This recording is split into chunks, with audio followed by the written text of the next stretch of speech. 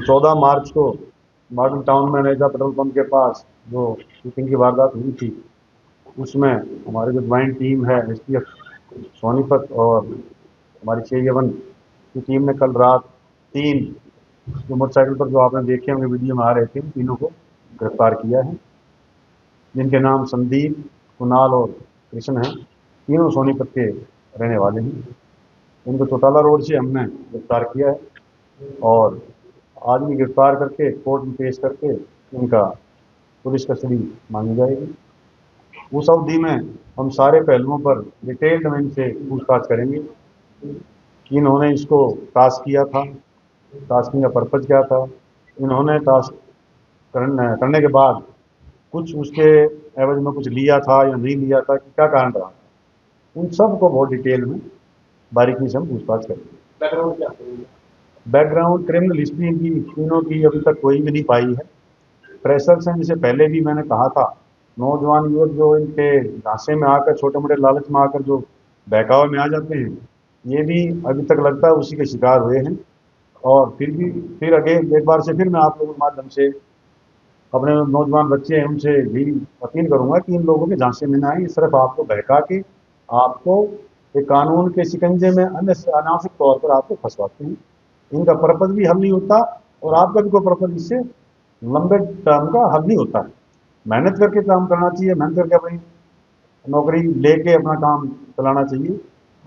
ऐसे आपका लंबे समय तक काम नहीं चल सकता। आप कभी न कभी फंसोगे, आपका एक इतिहास बन जाएगा, आपका रिकॉर्ड बन जाएगा क्रिमिनल, आपके डॉक्यूमेंट्स भी, आपको नौकरी के लिए दिक्कत आएगी। तो इनसे बचें आप। मेरी आपसे ये अपील है कि नौजवान साथी जितने भी इनके इंस्टाग्राम पेज हैं, फेसबुक आपके खुद के भी हैं, अगर कोई अनजान आदमी आपको सोशल मीडिया से संपर्क करना चाहता है तो उसे सतर्क रहें, उसके बारे में जानें। अगर कोई आपसे संपर्क साधना चाहता है, आप हमारे पास आएँ, हम वेरीफाई करके देंगे ये जायज़ बंदा है या नाजायज़ बंदा है। स्पेशली जो बाहर बैठे लोग हैं, उनके बिल्कुल भी बहकावे में ना आए।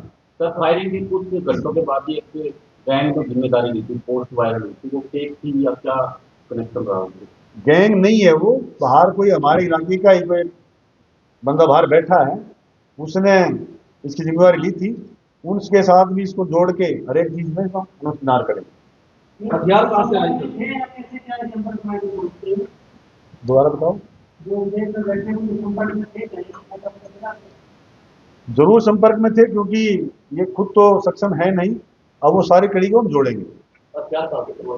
हथियार भी मुहैया करवाया है इनको, किसने करवाया है, क्योंकि अगर इनका कोई क्रिमिनल इतिहास होता, रिकॉर्ड होता, तो पता लग जाता। मोटा मोटा मैंने ये बताया ना, जो नाम ले रहे हैं हम, यहीं के एक पानीपत के जो बाहर रहते हैं, उन्होंने संपर्क साधा है इनको और आगे फिर ये टास्किंग की थी, वो जाके आप दहशत का माहौल बना, तो उसी के चक्कर में इन्होंने जो फायरिंग की थी। सर, कहीं और भी धमकी दी इन्होंने वारदात के बाद? एक को जगह नहीं, इन्होंने अब तक कोई ऐसी बात सामने नहीं है कि इसके अलावा इनको वारदात की हो या और कोई इनको टास्किंग की हो। बिल्कुल फ्रेशर हैं।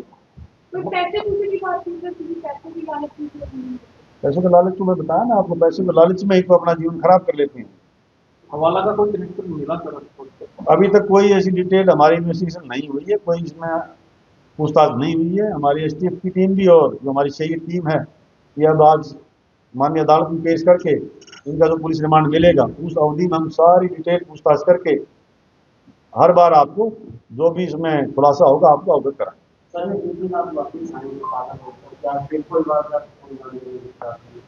निश्चित तौर पर हम उस पहलू पर भी पूछताछ करेंगे। कहाँ के रहने वाले? सोनीपत के तीनों, जैसे मैंने बताया आपको, तीनों सोनीपत के रहने वाले, सोनीपत जिले के, और कोई कॉलोनी से, शहर में सोनीपत से, कोई किसी गाँव से। सभी 20 से 25 साल की एज के।